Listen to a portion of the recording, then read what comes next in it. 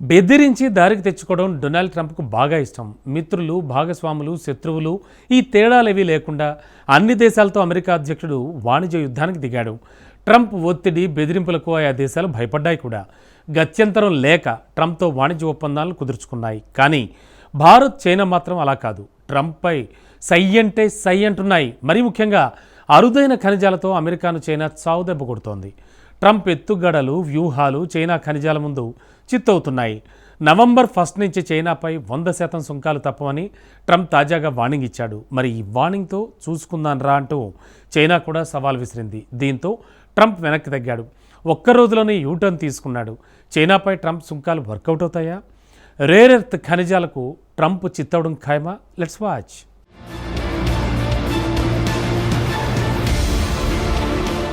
కొరివితో Trump తలగోక్కుంటున్నాడా? China దెబ్బ కొడితే ట్రంప్కు చుక్కలేనా? టారిఫ్స్పై ట్రంప్ వ్యూహం, ధైర్యం ఏంటి? అక్టోబర్ 11న నోబెల్ కమిటీ శాంతి పురస్కారాన్ని ప్రకటించింది. అప్పటి వరకు తనకు బహుమతి వస్తుందని అమెరికా అధ్యక్షుడు ఆశించాడు. కానీ డొనాల్డ్ ట్రంప్కు నిరాశే ఎదురైంది. దీంతో తీవ్రమైన ఫ్రస్ట్రేషన్కు గురయ్యాడు. వెంటనే ట్రూత్ సోషల్లో ఓ పోస్ట్ పెట్టేశాడు. నవంబర్ 1 నుంచి చైనాపై 100% సుంకాలను విధిస్తున్నామని ప్రకటించాడు. చైనాకు నోబెల్ రాకపోవడానికి లింక్ ఏంటి అనుకుంటున్నారా? లింక్ అస్సలు లేదు. ఫ్రస్ట్రేషన్ ఎవరిపైనో ఒకరిపైన చూపించాలి కదా. నోబెల్ కమిటీపై సుంకాలను విధించలేడు. అందుకే చైనాపై విరుచుకుపడ్డాడు. ట్రంప్ ఇలా సీరియస్గా పోస్ట్ పెట్టగానే చైనా రియాక్ట్ అయింది. వాణిజ్య యుద్ధానికి రెడీ అంటూ బీజింగ్ తేల్చి చెప్పేసింది. నిజానికి అంతకుముందు చైనా అరుదైన ఖనిజాలను విదేశీ సంస్థలకు విక్రయించకుండా ఆంక్షలు విధించింది.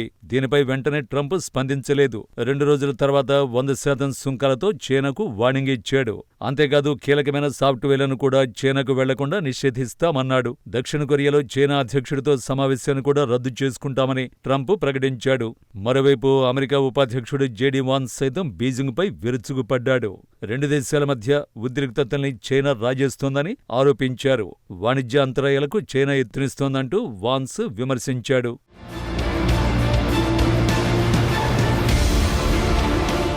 చైనా కూడా వెనక్కి తగ్గడం లేదు. అమెరికా ద్వంద్వ ప్రమాణాలు పాటిస్తోందని బీజింగ్ మండిపడింది. ట్రంప్ విధించిన సుంకాలు కపటమైనవంటూ విమర్శించింది. అధిక సుంకాలతో బెదిరిపోయేది లేదని తేల్చి చెప్పేసింది. వాణిజ్య యుద్ధాన్ని తాము కోరుకోవడం లేదని, కానీ తాము భయపడేది లేదని చైనా వాణిజ్య మంత్రిత్వ శాఖ క్లారిటీ ఇచ్చింది. తమ చట్టబద్ధమైన హక్కులు, ప్రయోజనాలను కాపాడుకోవడానికి దృఢమైన చర్యలు తీసుకుంటామని బీజింగ్ స్పష్టం చేసింది. అటు చైనా, ఇటు ట్రంప్ వెనక్కి తగ్గకపోవడంతో అంతర్జాతీయంగా ఆందోళనలు వెల్లువెత్తాయి.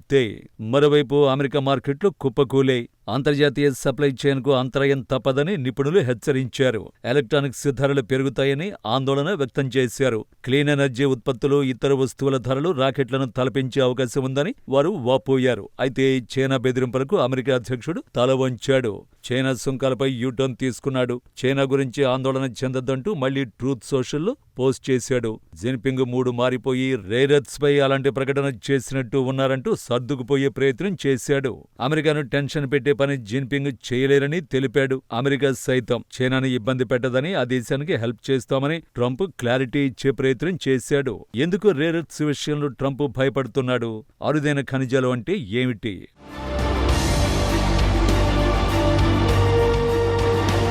అరుదైన ఖనిజాలంటే ఏంటో ముందు తెలుసుకుందాం. మనం చిన్నప్పుడు ఆవర్తన పట్టికను చదువుకునే ఉంటాం. దీన్ని ఇంగ్లీష్లో పీరియాడికల్ టేబుల్ అంటాం. ఈ టేబుల్లోని 17 మూలకాల సమూహమే అరుదైన ఖనిజాలు. యూరోపియం, హోల్మియం, స్కాండియం వంటి వింత పేర్లతో ఉంటాయి. అవి ఎంత వింతగా అనిపించినా అవి చాలా ముఖ్యమైనవి. సెమీకండక్టర్లు, ఎలక్ట్రిక్ వాహన మోటార్లు, ఫైటర్ జెట్లు, క్షిపణులు, విండ్ టర్బైన్లు, ఎల్ఈడి లైట్ల వంటి కీలక ఉత్పత్తులకు అరుదైన ఖనిజాలు చాలా ముఖ్యం. ప్రాథమికంగా చెప్పాలంటే ఎంతో భవిష్యత్తు ఉన్న ఖనిజాలు ఇవి. అరుదైన ఖనిజాల్లో చైనా ప్రభావం ఏంటి?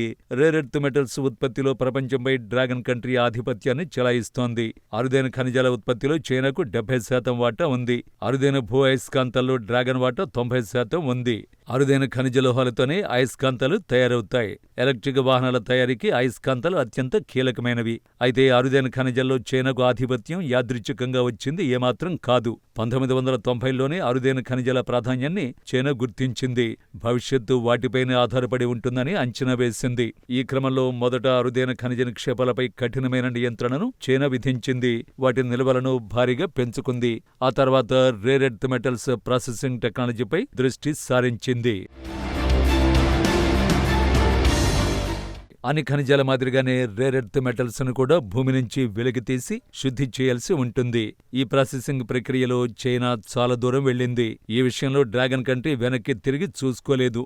ఇప్పుడు చైనా గుత్తాధిపత్యం ఇతర దేశాలకు ఆందోళన కలిగిస్తోంది. తాజాగా అరుదైన ఖనిజాలపై చైనా నిషేధాన్ని విధించడంతో అమెరికా తీవ్ర ఆందోళనకు గురవుతోంది. ఎందుకంటే అమెరికాలోని అన్ని రంగాలపై ఇది తీవ్ర ప్రభావాన్ని చూపుతుంది. అమెరికాకు చెందిన అత్యాధునిక ఫైటర్ జెట్ F-35 తయారీ నిలిచిపోతుంది. సాధారణంగా ఇలాంటి కీలకమైన ఖనిజాలను ప్రభుత్వాలు తగినంతగా నిల్వ ఉంచుకుంటాయి. కానీ అమెరికన్ కంపెనీల వద్ద స్టాక్స్ లేవని నివేదికలు వెల్లడిస్తున్నాయి. ఎందుకంటే అరుదైన ఖనిజాలు అత్యంత ఖరీదైనవి. వాటిని నిల్వ చేస్తే డబ్బంతా వాటిలోనే స్టక్ అవుతుంది. అందుకే ముందే కొని స్టాక్ నిల్వ చేసుకోరు. అరుదైన ఖనిజాల విషయంలో అమెరికాకు ప్రత్యామ్నాయం ఏమిటి? ఈ ప్రశ్నకు సమాధానమే ఇండియా. ఆన్ పేపర్ చైనా గ్యాప్ను భారత్ పూరించగలదు. ప్రస్తుతం ప్రపంచంలోనే అతిపెద్ద అరుదైన ఖనిజ నిక్షేపాల నిల్వల్ని ఒకసారి చూడండి. ఈ జాబితాలో చైనా మొదటి స్థానంలో ఉంది. డ్రాగన్ కంట్రీ వద్ద అరుదైన ఖనిజాలు మొత్తం 4,40,00,000 టన్నులున్నాయి. ఇక రెండో స్థానంలో బ్రెజిల్ ఉంది. ఈ ఉత్తర అమెరికా దేశం వద్ద 2,10,00,000 టన్నుల అరుదైన ఖనిజ నిల్వలు ఉన్నాయి.